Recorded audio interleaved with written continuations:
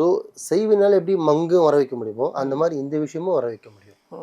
அந்த அளவுக்கு. ஆனால் நம்ம உடம்புல இருக்கிற உபாதைகளில் கூட நீங்கள் சீக்கிரத்தில் வந்து இவருக்கு செய்வினை வச்சிருக்கா, உடம்புல அமானுஷம் இருக்கா, இல்லை இவனை சுற்றி பேட் எனர்ஜி இருக்கான்னு சொல்லிட்டு வந்து நீங்கள் தெரிஞ்சுக்க முடியாது.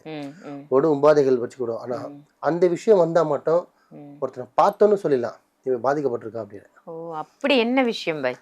ஒன்றும் இல்லைம்மா, சாதாரண விஷயம் தான். அது பார்க்க சாதாரணம், ஆனால் அதனால நிறைய பேர் லைஃபே போயிருக்கு.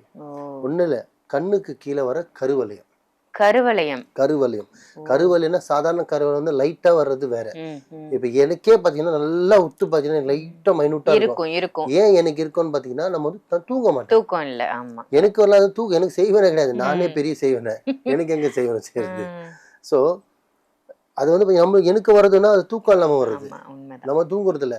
நைட்டு 12 மணிக்கு 2 மணி 3 மணிக்கு தூங்கிட்டு காலை 5:30 6 மணிக்கு எந்திரிச்சிடும். தூங்குறதே 3 மணி நேரம் 4 மணி நேரம் தான். ஆனால் எல்லாரும் பாருங்க நல்லா தூங்கி எந்திரிச்சவங்க கூட அந்த கருவில் இருக்கும். செய்வினைக்கு ஒரு அறிகுறி கூட கருவளையும் சேரும்.